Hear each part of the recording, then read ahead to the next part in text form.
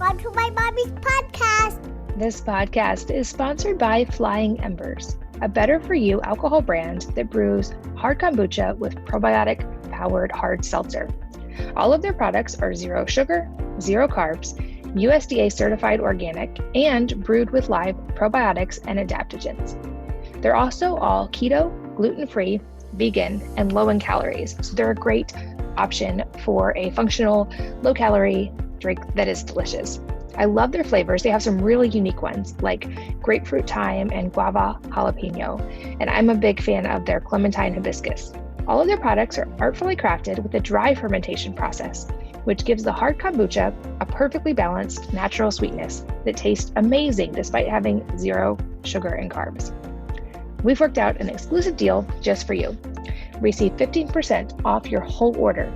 To claim this deal, go to flyingembers.com/wellnessmama and use code wellnessmama at checkout. That's FLYINGEMBERS.com/wellnessmama.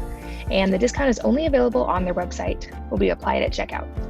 They're also available nationwide at grocery stores, anywhere you find beer and hard seltzers. But check out where to find them and get the discount, flyingembers.com/wellnessmama. This episode is sponsored by Paleo Valley. They make many amazing things, but especially amazing grass-fed beef sticks. They are the only beef sticks in the USA made from 100% grass-fed and grass-finished beef, plus organic spices, and they naturally ferment them. They use an old world method of fermenting, so their sticks are shelf stable without the use of chemicals or questionable ingredients. Virtually all other similar snack products use GMO-based corn-based citric acid encapsulated in hydrogenated oils to process their products. But with Paleo Valley, thanks to their fermentation process, they don't have any of that junk, and each stick contains gut-friendly probiotics as well. My kids love them. They eat them all the time, especially when they're outside playing or at pole vaulting or doing anything active. I can never keep them in the house. So now I've just upped and we're on regular auto order and get them very, very often because my kids love them so much. I'm also a big fan of them for protein for pre and post workouts and just as a quick snack on the go. As a listener of this podcast, you can save 15% on their beef sticks and all of their products. Go to paleovalley.com/mama to save 15%. That's PALEOVALLEY.com/mama, MAMA, for 15% off. Hello, and welcome to the Wellness Mama podcast. I'm Katie from wellnessmama.com and wellness.com. That's wellness with an E on the end. It's my line of good for you from the outside in personal care products like hair care and toothpaste. You can check those out at wellness.com. That's wellness with an E on the end. This episode is all about fasting. And this is a topic I get a lot of questions from you guys about, especially because I've mentioned that this has been a big part of my own health improvements over the last couple of years and something I do regularly. It's also not something that I think is the same and beneficial for everyone in the same way. I think there's a lot of nuance and some caveats that are important to understand. And in this episode, I'm here with Dave Asprey, and we go deep on this topic. If you don't know Dave, he is the founder and chairman of Bulletproof. He's also a 3 times New York Times bestselling author, and he's been called the father of biohacking. He has spent about $2 million taking control of his own biology. And we talk about today how a lot of those were fun experiments for him, but it does not have to be nearly that expensive or expensive at all to take control of your biology. And one of the ways to do that is through fasting. So we go through the myths related to fasting, important things you need to know, how to actually control your hunger while fasting, the benefits of fasting, both from a mental and physical perspective, different types of fast that you can do, and how to make sure that you aren't hurting your body when you are fasting. Very in-depth episode, as it always is with Dave. And if you have any questions about fasting, they're probably answered in this episode. So let's jump right in. Dave, welcome back to the podcast. I'm so happy to be back, Katie. Well, I'm excited to chat with you, and I'm excited for our topic of conversation today, which is also the topic of your newest book and something I talk about a lot, which is the topic of fasting. So to start broad, there's literally dozens of directions I want to go with this to answer listener questions. But first of all, what led you to write an entire book about the idea of fasting?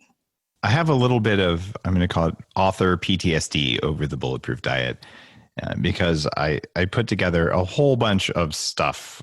There was intermittent fasting in the book. There was keto and how it needed to be cyclical. And it was a very early book.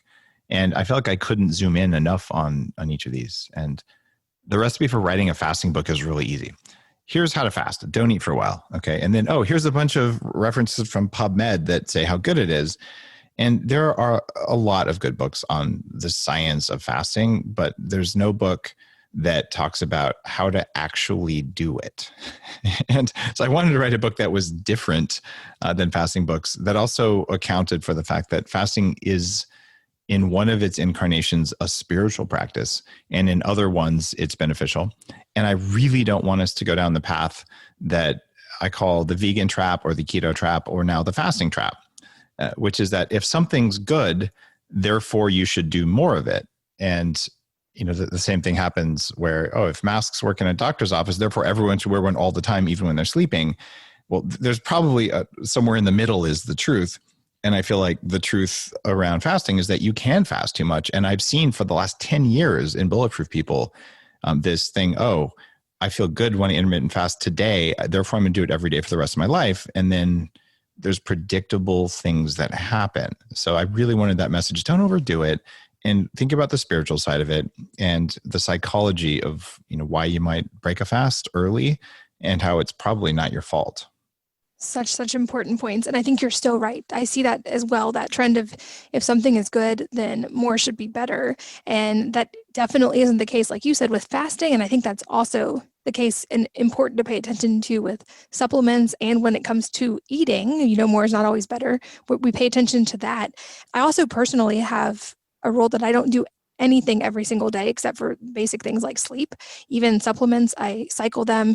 I do different types of fasting every day, or some days don't fast on purpose, with the goal that long-term, my thought is we want to have metabolic flexibility. Like I want my body to be able to handle anything and everything I throw at it versus adapting to a very narrow range of things that I make it do every single day. And I'm guessing you come from somewhat the same approach when it comes to this, right? I don't know, Katie. I feel like we should just suppress all oxidative processes in our body every day by taking huge amounts of antioxidants. I mean, because what could go wrong there? Another great example. That's a perfect one. No, I'm completely with you. And that was a big part of what's in this is, look, it's okay to not fast sometimes. It's okay to eat carbs sometimes. In fact, probably more often than not. And it's okay to say, I'm not exercising today because I'm overtrained. And it seems like with health influencers, and you've seen this, and your content is very clean and well thought out and science-based, but you see people who take that and they really don't have a background and they'll kind of copy one of your posts and they become like a cheerleader without breaks. And that's not okay. Like you have to teach people how to do it right. Absolutely. Okay. So with that important caveat that more is not better and don't do anything every single day, let's talk about some of the different types of fasting and how someone might know what kind of fasting they should start with or where to kind of dip your toe in when it comes to fasting. It depends on where you are metabolically. If you're like I was and you're 100 pounds overweight and you feel like you're going to die if you don't eat a snack at 10 and you don't have lunch at 11:50, you're probably going to start differently than someone who's like, you know what, I eat 4 or 5 times a day, but generally I'm in pretty good shape and I don't have a lot of extra fat. I actually think people who want to do intermittent fasting but are really metabolically unfit, for the first month, if they've never done anything, they probably should have a breakfast as soon as they can when they wake up that has protein and fat and no carbs. And that's actually how you start for a month. But let's assume that you're not there where I used to be and you're somewhere along the health curve. Then start with at least a 12-hour fast just to show yourself you can do it. And this is so easy. Have a bit of an early dinner, and then you're going to go to bed without a snack, and you're going to wake up and you're going to wait 12 whole hours. That means you can go from 8 p.m. to 8 p.m. And that's just like can you do it? You're not going to get huge benefits from fasting, but there's some. And then if you're comfortable with that, you go to a 14-hour fast, which means you can still have a late breakfast and you'll be okay. And from there, you can go into what's the most common intermittent fast, the 16-8 fast, where you don't eat for 16 hours, which means basically have lunch and dinner. And this is very doable for people, except it would have been impossible for me when I was heavy. And in Fast This Way, I'm presenting 3 fasting hacks with all the science to go behind them that give you energy, because it's one thing if you're like, okay, I don't have kids at home. I don't have a particularly stressful life right now, which isn't most people. So I'm just really going to focus on this, and I'm willing to be a little bit of a zombie or a little bit hypoglycemic, which is my favorite word ever to describe myself. And at least back when I was heavy and didn't know how to do this. And for those, you can make fasting absolutely painless and energizing. And the more you do it, the easier it is. And so those fasting hacks are precious when you don't want to burn willpower you don't even have.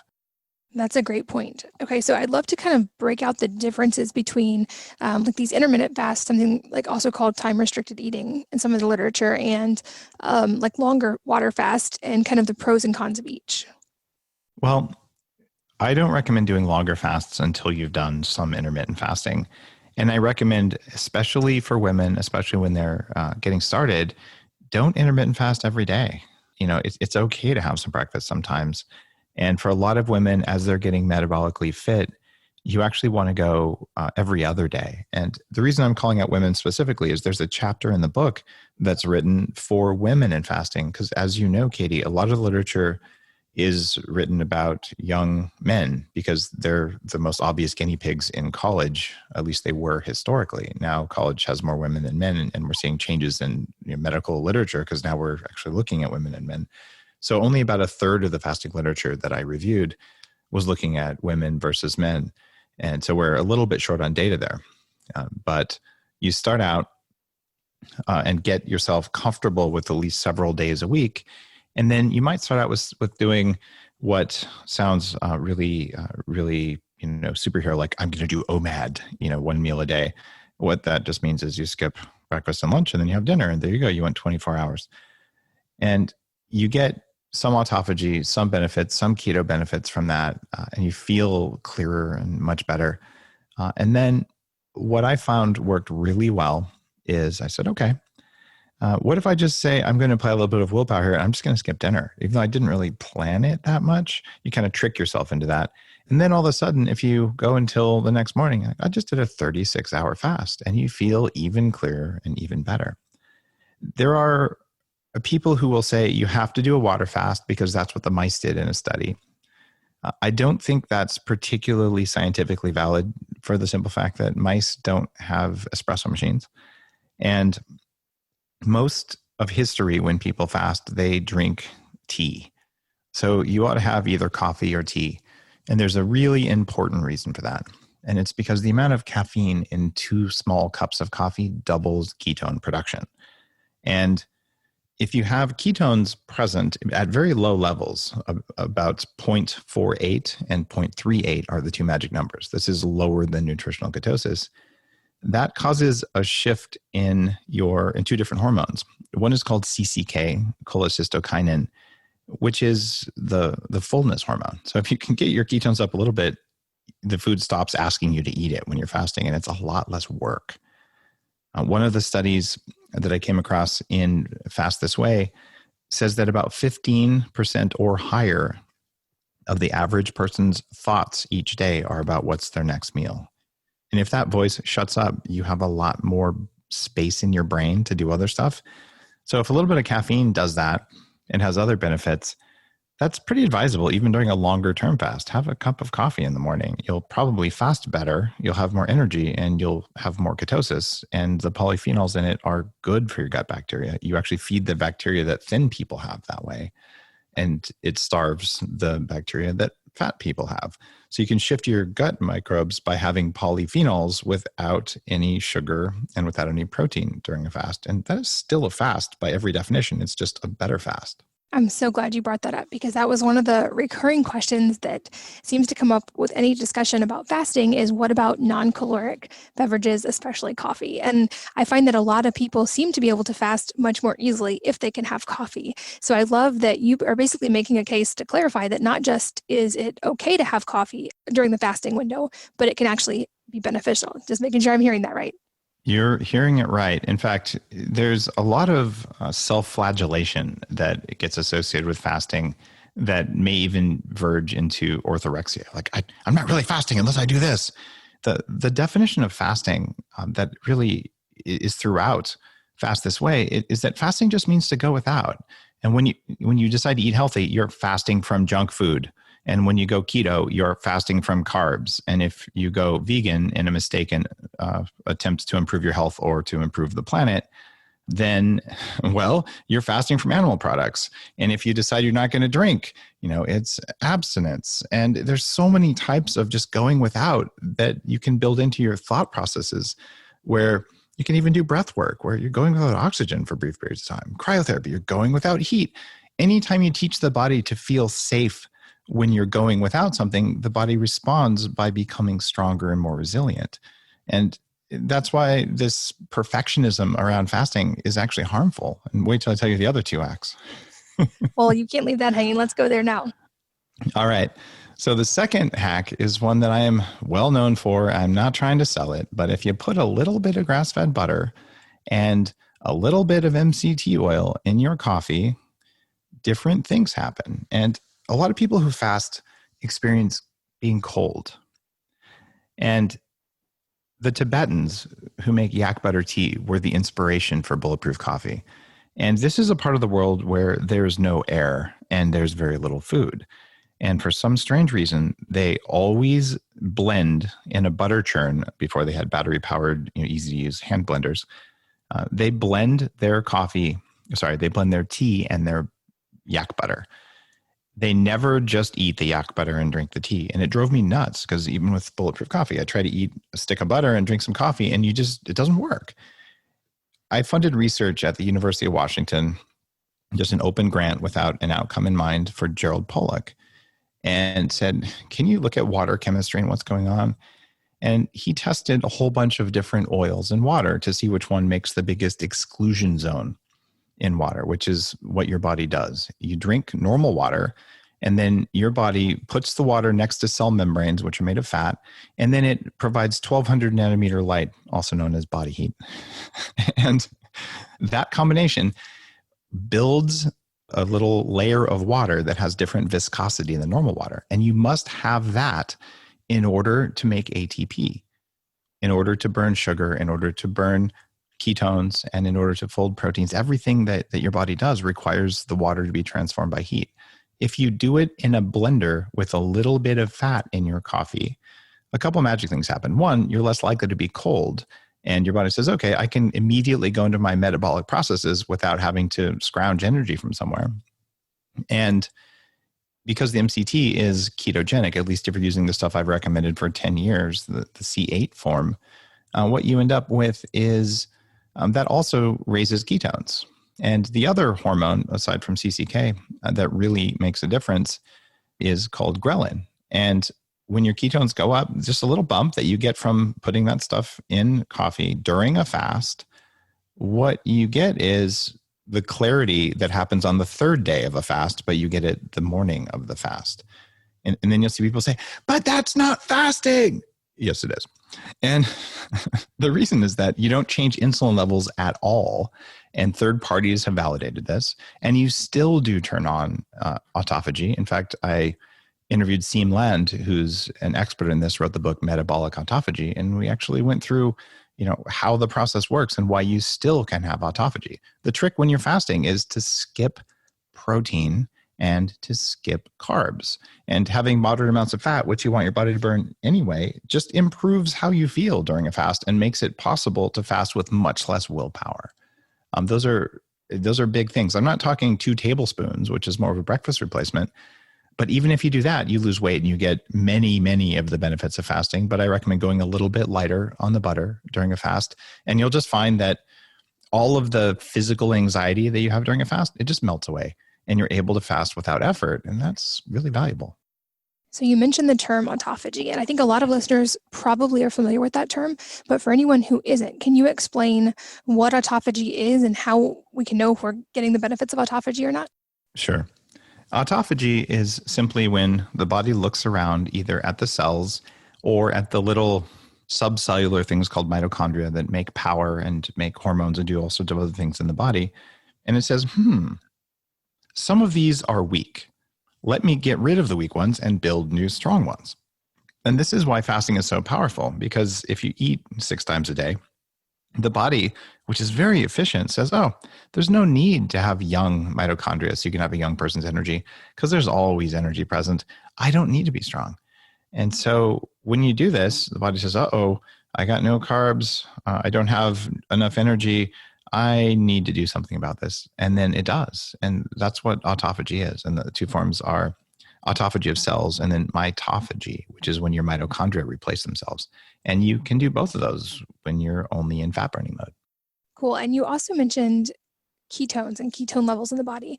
And I know that there's been more and more talk of exogenous ketones lately. So for anybody who is not familiar with that, can you explain what exogenous ketones are and also give us your take on if you think they can be beneficial or not? Sure.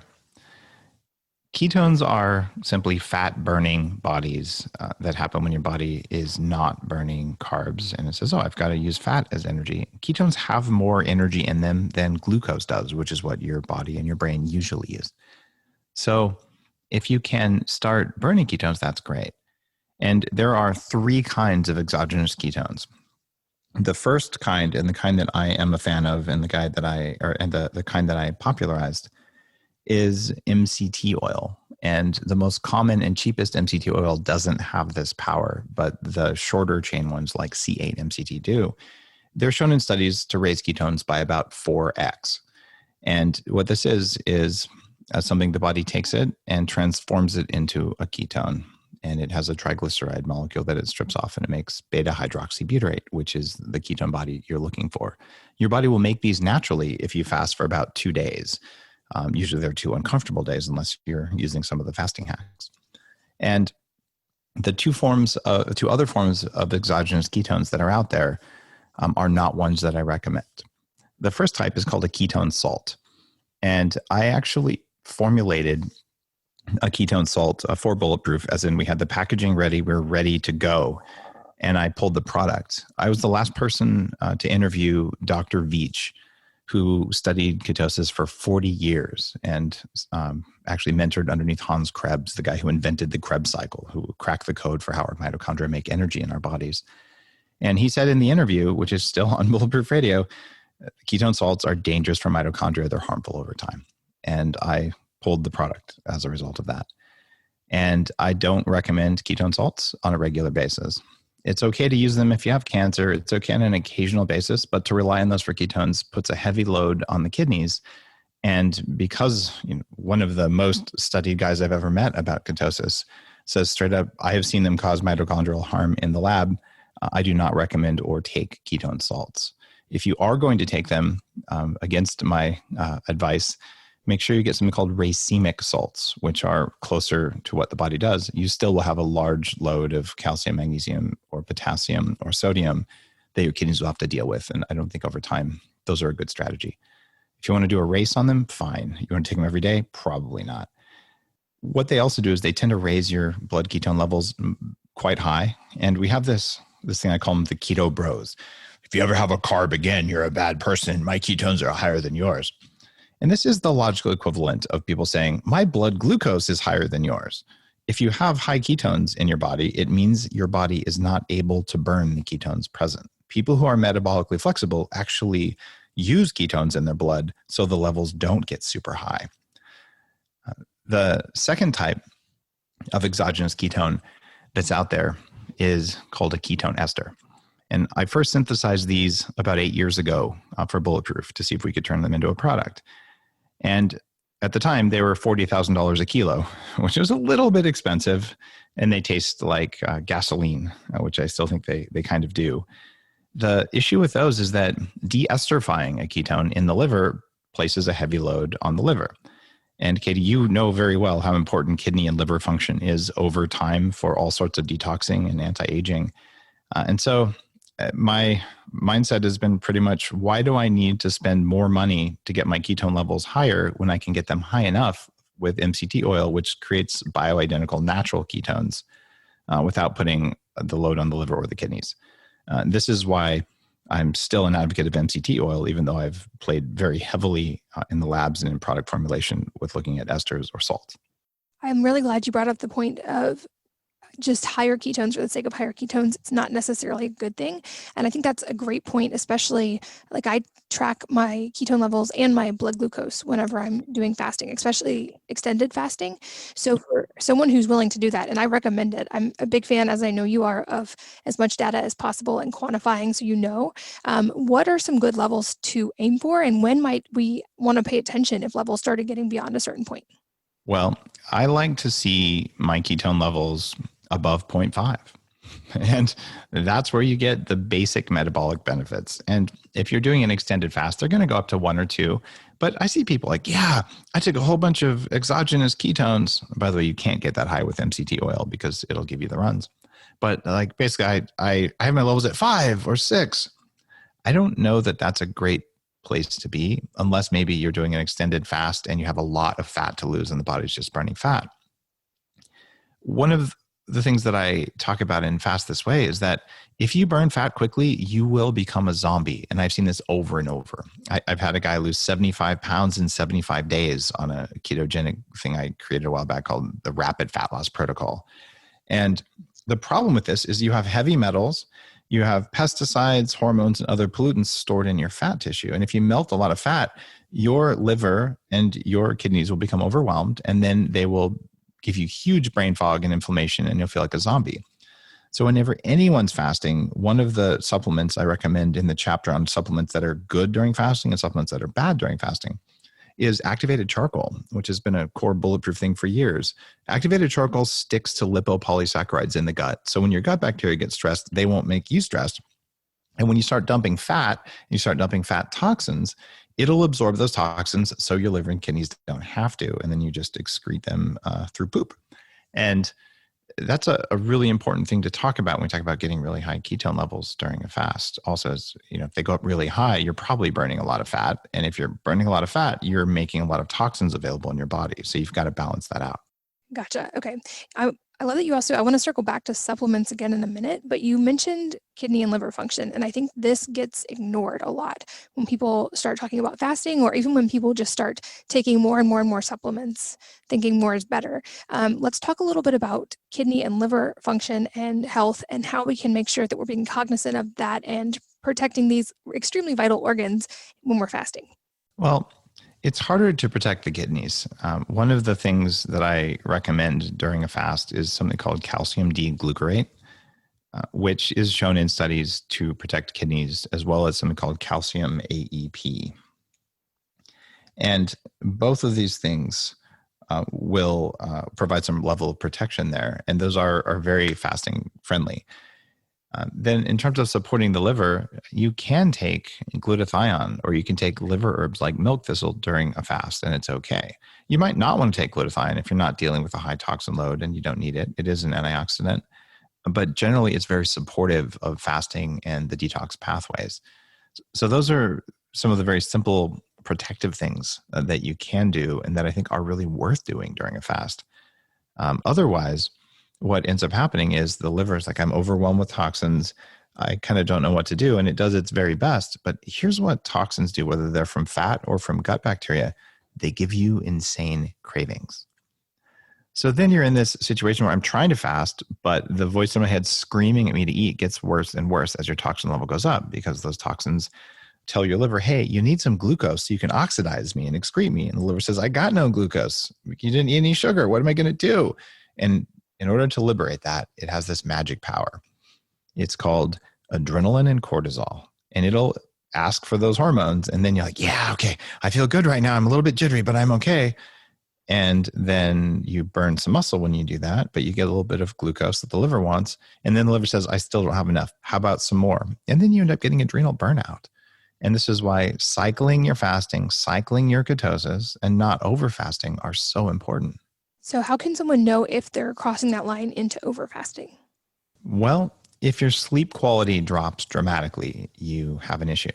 Most people who start fasting or just start a healthier lifestyle, and I've seen this for 10 years with a Bulletproof diet, is it normal to need an hour less sleep? And the answer is yes. People who sleep 6.5 hours a night are the ones who live the longest. It's not because sleeping less is good for you. It's that healthy people need less sleep. So if you find a reduction in the amount of sleep you need to be rested, you're doing it right.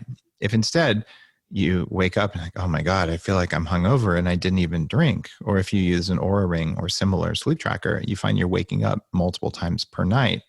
That's usually a sign that something is wrong and that you might want to back off a little bit. And if you're doing a 4-day fast, hey, your sleep might be a little bit weird. That's fine. But if it's happening regularly and you're fasting every morning, one of the easiest things to do is have some carbs at dinner. And if you sleep like a baby, that should tell you something. Maybe you're overdoing it. So have some breakfast, but just don't have carbs for breakfast for a morning or two and then go back in. That's great advice. And okay, so you've mentioned a few supplements.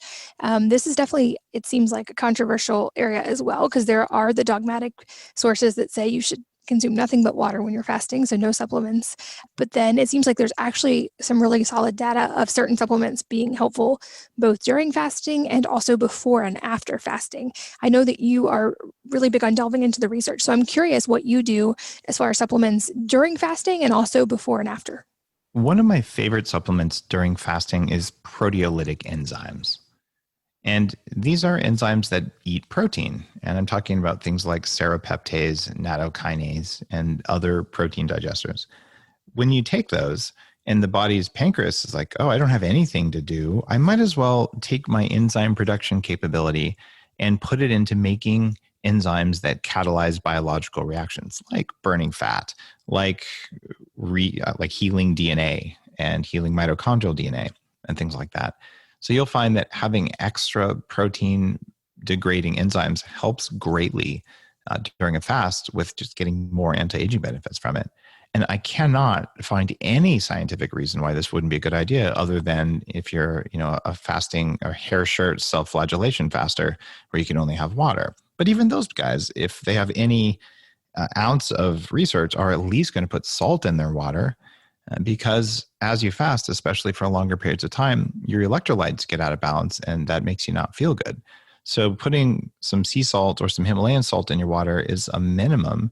But then what balances out sodium? Oh, potassium does. So maybe you should take some potassium along with your sodium. Oh, and then what about magnesium? We're all deficient anyway, and the demand for magnesium just went up. So if you have the basic things that your body needs to do what it's trying to do while you fast, it'll do well. And if instead you're saying, oh, I'm going to take, something like a D-ribose, which is a sugar that helps you make mitochondria, but it raises your insulin briefly, even though for a lot of people it lowers blood sugar, then maybe you don't want to take that one. And so the idea that, you only have to have water is just not good science. But also some supplements, there's some I write about in the book, I call them the Barfy 4, things that are very likely to give you extreme nausea on an empty stomach. You might not want to take those. And so there's a list of about a dozen or so supplements in the book that are safe during fasting and some other ones that you absolutely don't want to take. And what you'll find is if you do tolerate minerals on an empty stomach, having more minerals, things like zinc and copper if you need it, is a really good idea because those are used as a catalyst for your fasting. Should you take a vitamin D pill? It might have 0.25 grams of fat or something in it. I think you should keep taking your vitamin D during a fast. It might not absorb as well as it would have when you had it with a fatty meal, but you'll still get some of it. And having your vitamin D levels drop during a fast doesn't make a lot of sense to me. That seems like an extremely balanced and important view, I think, to look at. And to your earlier point, if you're getting most of the benefits of fasting from simply avoiding the protein and the carbs, most of the supplements you just mentioned are extremely low to negligible calories to begin with and aren't going to be a significant source of protein or carbs. So they would still be achieving the desired metabolic effects while keeping you from having deficiencies in these other areas, which I've gotten much less dogmatic about that as well. So typically, even on my longer fast now, I experiment with a lot of supplements as well. And I want to circle back to something you mentioned earlier. You used the word metabolically fit. And I think this is a really important point to focus on because to me, this should be the goal of health in general, and especially of fasting. We shouldn't just be fasting for the sake of, like you said, self-flagellation. It should be directed toward a goal. So when we talk about metabolic flexibility and becoming metabolically fit, can you define what that actually means and how we can measure it? What it means is that your cells have the ability to quickly turn on energy, whether it's coming from glucose, from fat, or in some cases from amino acid oxidation.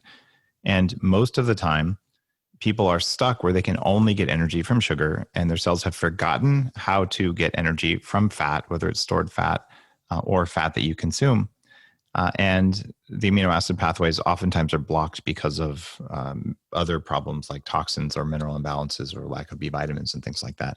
So a metabolically fit person can actually eat some sugar, and their blood sugar goes up and then it goes right back down to healthy levels, and they're actually okay. That doesn't say that eating sugar and having a big glucose spike is a great idea, but you can, because your body is able to consume all the things that our bodies are meant to consume and burn all of them. That makes complete sense. And another area that you talk about, and it's even mentioned in the title of the book, is healing inflammation, dealing with inflammation. This is definitely a common theme that I think we're finding with any kind of chronic or metabolic disease. So walk us through how fasting helps the body deal with inflammation. It's interesting. We combine about 30 pounds of air with whatever food we eat or we don't eat, and we use that to make electrons. And if we do that efficiently and effectively, we have energy for our willpower and for breathing and acting and loving and hating and all the things that people do. And when we don't have that going for us, we end up with inflammation because the food and air still went in. Either they went to electrons that did something or they went into inflammation. And when you eat properly, your inflammation levels go down. There's just one problem though. Your cell membranes are made of tiny droplets of fat. And these tiny droplets of fat change based on what kinds of fat you eat. So a metabolically fit person is able to express cell receptors through their fat membranes effectively, things like insulin receptors. And someone who's not metabolically fit probably has been eating too much omega-6 oil for a long period of time.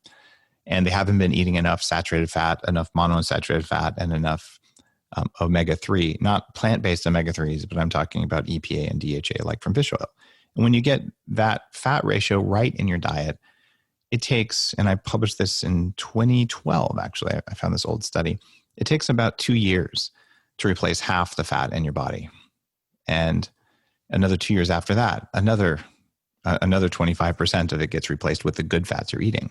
And this matches perfectly with what I've seen over a decade of people doing Bulletproof coffee, is that the first 2 years of it, if you were on a plant-based diet like I was when I was a vegan and wrecked my health that way, you end up with this craving, like, oh my God, I need more of that grass-fed butter. Like it's life itself.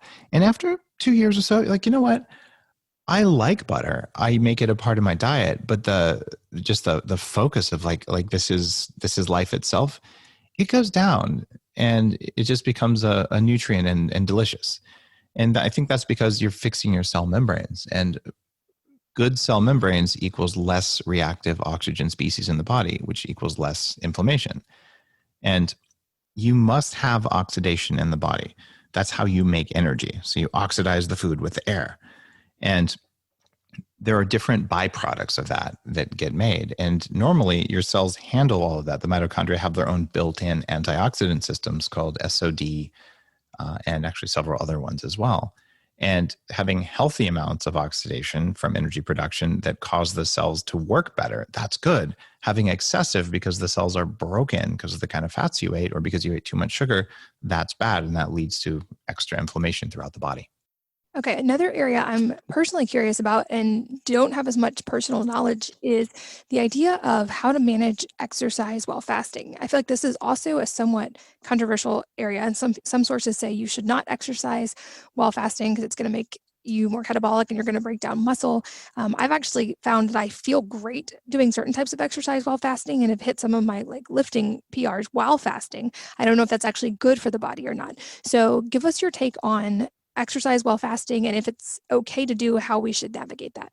I believe it's best to exercise towards the end of a fast. If you're doing a multi-day fast, gentle exercise, going for a walk is fantastic. You are probably capable of hitting a PR simply because the amount of energy that was going into digestion is reallocated in the body. You literally have more energy available for your muscles and for your brain, and the body will let you use that energy. However, you're likely to get much higher levels of cortisol if you exercise while fasted. So the idea is exercise at the end of a fast. And there's a really cool thing that's been kind of a part of my work since I first wrote about it, I think in like 2012. And it's called tripling down on Mtor. Now, we have to define Mtor. So Mtor is mammalian target of rapamycin. And this is what the body uses to build muscle and to create tissues. If it's chronically elevated, you're much more likely to get cancer. And if you don't have enough of it because you don't eat enough protein, you don't exercise, et cetera, then you're likely to get muscle wasting and be too skinny and wear those vegan-sized jeans. And what you want to do, though, is you want to have spikes in Mtor so that you put on muscle after you exercise and you don't have it low the rest of the time. And the way you raise Mtor is by pressing it down like a spring. And there's 3 things we know that suppress Mtor, so it will come rebounding back really strongly. And my logic has been, and this has been borne out by people just doing it, is that why don't you do all 3? So here's 3 things that suppress Mtor that we know for sure from studies. Number 1, coffee, which is way better than kale. And so drinking coffee suppresses Mtor. Number 2 is fasting. So if you were to fast and then exercise at the end of a fast, you've already suppressed it because now you've had coffee and fasting. And the 3rd thing that suppresses Mtor is exercise itself. And it's what happens after you exercise that causes that Mtor to come springing back. So if you did all 3 of those, you have coffee in the morning, you're fasted, and then you hit the gym, well, as soon as you're done, your Mtor is going to come springing back up, and that's when you eat. And you eat a meaningful amount of protein, you have some fat, and probably some carbs too, especially if it's been a meaningful fast. And that is going to give you really substantial benefits. If you want to stay in ketosis, you don't have the carbs. If you want to put on more muscle, you have the carbs. I don't mean sugar. I'm talking have some white rice, have some sweet potato, et cetera, the safer carbs. And that gives you the most ROI on the exercise because you did all 3 of the things in the right order. I'm so glad you brought up Mtor, and that's really, really helpful advice. I think there's a lot of misinformation when it comes to Mtor and a lot of extreme viewpoints, and I fully agree with you. You can use it to your advantage. You just have to understand it a little bit, and then it can become an incredibly, incredibly powerful tool. I also am glad to hear you say that exercise is okay while fasting, and it makes perfect sense why I feel the best exercising when fasting. This podcast is sponsored by Flying Embers, a better-for-you alcohol brand that brews hard kombucha with probiotic-powered hard seltzer. All of their products are 0 sugar, 0 carbs, USDA certified organic, and brewed with live probiotics and adaptogens. They're also all keto, gluten-free, vegan, and low in calories, so they're a great option for a functional, low-calorie drink that is delicious. I love their flavors. They have some really unique ones like grapefruit thyme and guava jalapeno, and I'm a big fan of their clementine hibiscus. All of their products are artfully crafted with a dry fermentation process, which gives the hard kombucha a perfectly balanced natural sweetness that tastes amazing despite having 0 sugar and carbs. We've worked out an exclusive deal just for you. Receive 15% off your whole order. To claim this deal, go to flyingembers.com/wellnessmama and use code wellnessmama at checkout. That's FLYINGEMBERS.com/wellnessmama. And the discount is only available on their website, will be applied at checkout. They're also available nationwide at grocery stores, anywhere you find beer and hard seltzers. But check out where to find them and get the discount, flyingembers.com/wellnessmama. This episode is sponsored by Paleo Valley. They make many amazing things, but especially amazing grass-fed beef sticks. They are the only beef sticks in the USA made from 100% grass-fed and grass-finished beef, plus organic spices, and they naturally ferment them. They use an old world method of fermenting, so their sticks are shelf-stable without the use of chemicals or questionable ingredients. Virtually all other similar snack products use GMO-based corn-based citric acid encapsulated in hydrogenated oils to process their products. But with Paleo Valley, thanks to their fermentation process, they don't have any of that junk, and each stick contains gut-friendly probiotics as well. My kids love them. They eat them all the time, especially when they're outside playing or at pole vaulting or doing anything active. I can never keep them in the house.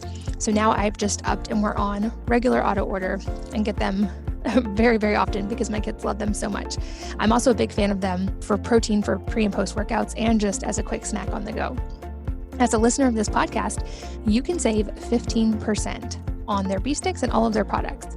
Go to paleovalley.com/mama to save 15%. That's PALEOVALLEY.com/mama, MAMA, for 15% off. I am curious, just on a personal level, and I think a lot of listeners might be as well, what you do when it comes to fasting and what type of, what does your normal routine and rotation of fasting look like? Because knowing you in person, I have seen you continue to kind of just age backwards over the about probably 7 years that I've known you now. And I know that's a topic of interest for a lot of people listening. So I'm curious what you do and what you find works. Thank you for mentioning the word rotation in there. Having a routine is relatively bad. And we talked about that a bit earlier, doing the same thing every day. So a big part of Fast This Way talks about how getting stuck in a rut isn't good. And there's this fasting trap, that if I do it more, I'll be better. And the same thing goes with exercise and with fasting. If you do it the same way every day, you get acclimated and you don't get the same benefits. You might get overfasted, you might get overtrained. So what I like to do is I like to wake up in the morning and I look at a couple things. How do I feel? And what did my Oura Ring readiness score look like? And the readiness score is based on something called heart rate variability.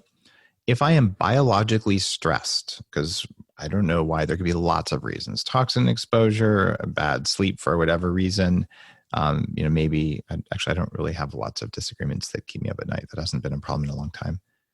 But if there's emotional stress, we'll put it that way, then you wake up, you're going, wow, my heart rate variability was crap last night. I'm probably going to put 40 grams of collagen in my coffee in the morning, and that's breakfast because I've had protein and I've had fat, right? Or maybe I'll just have breakfast. And that's an act of kindness towards myself. And then other times when I'm at normal or high heart rate variability, it's like, okay, I'm going to fast. I don't schedule lunch on my calendar until 2. So on a very typical day, I have an early dinner around 5:30, and then I don't eat until 2 o'clock the next day. Sometimes it's just black coffee. Sometimes it's bulletproof coffee. And sometimes I use the third fasting hack, which is going to really piss off some people in fasting, the hair shirt fasters, but I'm fine to do that. And this is something that no one has talked about until I wrote this book in the context of fasting. And it is that you can add prebiotic fiber during your fast. And there's 3 reasons we fast. We fast for weight loss, we fast for anti-aging, and some people are fasting to allow their guts to heal from whatever's going on. And the prebiotic fiber can work in all 3 of those depending on what's going on in your gut. You might not want to take it if you're doing certain kinds of healing of the gut like SIBO. And these prebiotic fibers are not digestible by you. They're only digestible by your gut bacteria, who take the fiber and turn it into propionic acid and butyric acid, which are both ketogenic. It also is shown in lots of studies that they suppress hunger, and lots of studies that they make you live longer. And a lot of people don't get enough soluble fiber. And this is not like Metamucil and the kind of sawdusty thing that they have. This is actually stuff that gets eaten by bacteria in the gut, and it makes the good guys grow. So some mornings, I'm like, oh, this is great. I'm going to have my coffee and I'll put in 20 grams of soluble fiber. And of course, I've made a prebiotic for Bulletproof, et cetera, et cetera. But what's happening there is I did that because I found that when I did longer term fasting and longer term keto, the number of species of gut bacteria in my gut was lower than it should be. And we know a diversity of gut bacteria is good for you. I quadrupled the number of species in my gut on lab tests by adding prebiotic fiber. And you still get the benefits of fasting. Your blood sugar didn't go up. You didn't have any protein. Your proteolytic enzymes are still able to do their things. You're still able to do autophagy, but you didn't have to think about food. So there's your 3 fasting hacks: black coffee, coffee with butter and MCT, also known as Bulletproof, and prebiotic fiber. And those things take fasting from, oh my God, I think I can do it, to I'm not thinking about food. I'm thinking about my job, my kids, my life, and I got the benefits of fasting. And I'm going to save the feeling the pain for when I do a spiritual fast, which is a major part of Fast This Way that's also missing from fasting books. And what I did when I did my first 4-day fast, I used to be really heavy and I was frankly scared of being hungry. So way back in 2008, before I wrote my first post, as I was doing some of the experimental stuff that led up to the Bulletproof diet, I hired a shaman to drop me off in the desert in a cave. I also realized from personal development stuff that I was actually afraid of being alone. It wasn't like a conscious fear. It's an unconscious fear, because that's what fear is. And so I said, all right, I'm going to face these things down. Drop me off in the cave. There'll be no food and no people for 10 miles in any direction, and pick me up in 4 days. And I tell the story throughout the book. I honestly think this is my best book in terms of readability and actual info, but just the story of like, here's what happened when I went on, a spiritual fast.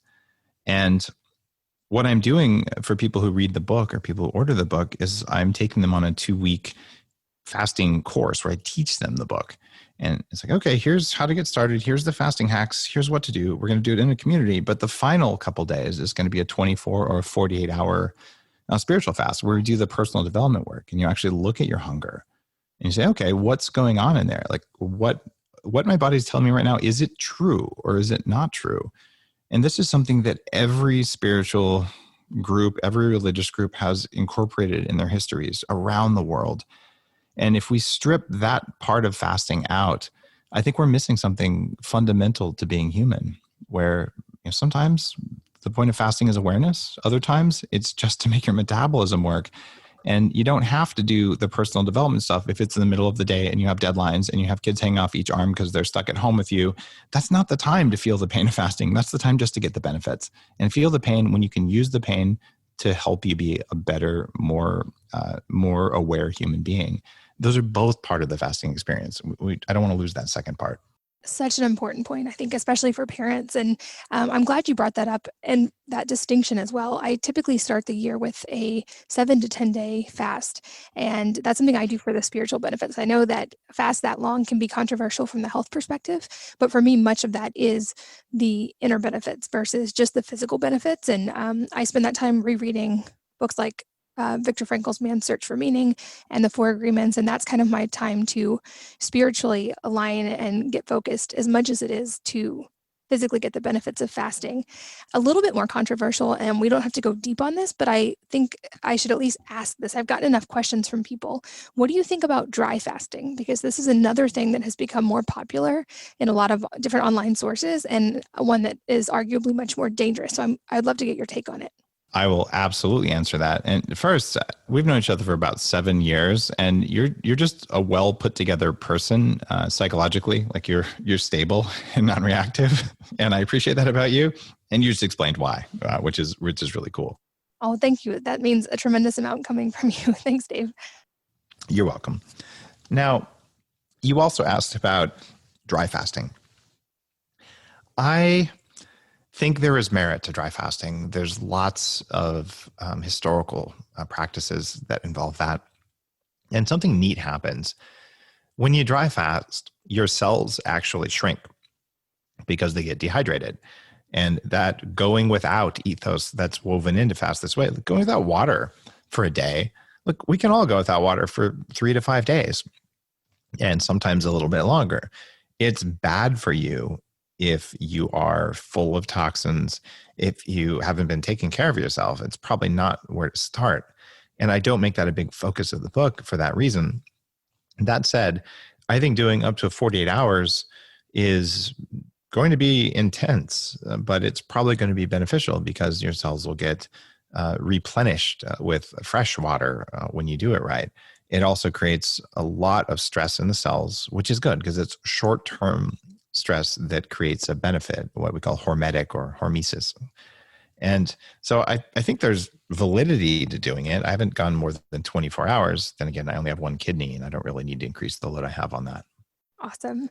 And lastly, I want to make sure I respect your time. I know how busy you are, but I want to make sure I mention that your book, I will have links in the show notes at wellnessmama.fm. And I believe you have an additional bonus that you're offering people when they order the book that they can get directly from you. Can you talk about that a little bit?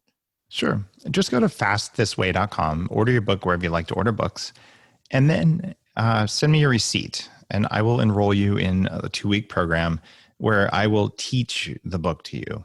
And I was a teacher at the University of California for 5 years, and I feel like with some of my other books, like I spent 2,000 to 5,000 hours writing a book, and then I'm saying, well, read the book; it's all in there. But a lot of us learn with other people, and we learn by doing. So I've just decided that it's my job when I write a book to teach it. And I'm doing it just as a gift for people who do me the honor of pre-ordering Fast This Way. And all the info for that is on fastthisway.com. Awesome. I'll make sure that link is in the show notes. You guys can watch out for that.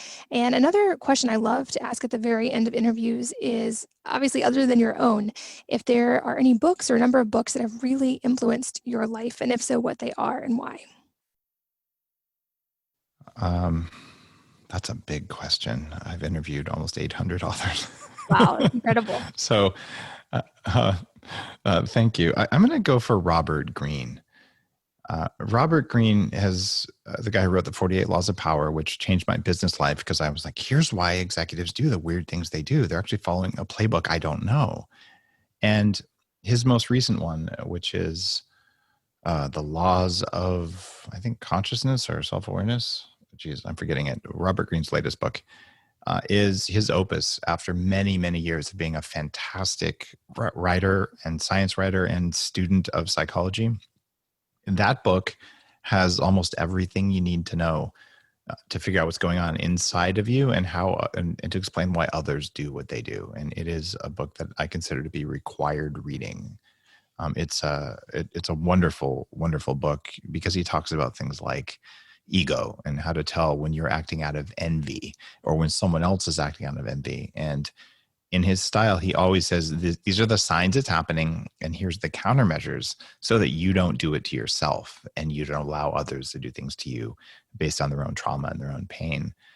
So if you want to be in charge of yourself, I just consider his work, especially his latest book, to be a non-negotiable reading.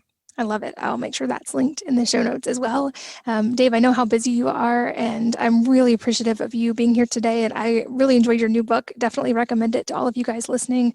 You know, fasting has been a big part of my journey, and I love how comprehensive your new book is and how practical and actionable it is. So thank you for compiling that, and thank you for being here today. Hey, Katie, keep doing what you're doing. And just from one author to another, your blog is super legit. So congratulations on keeping it real and having the science. I enjoy what you do. Thanks so much. And thank you guys, as always, for listening, for sharing your most valuable resource, your time, with us today. We're so grateful that you did. And I hope that you will join me again on the next episode of the Wellness Mama podcast. If you're enjoying these interviews, would you please take 2 minutes to leave a rating or review on iTunes for me? Doing this helps more people to find the podcast, which means even more moms and families can benefit from the information. I really appreciate your time, and thanks as always for listening.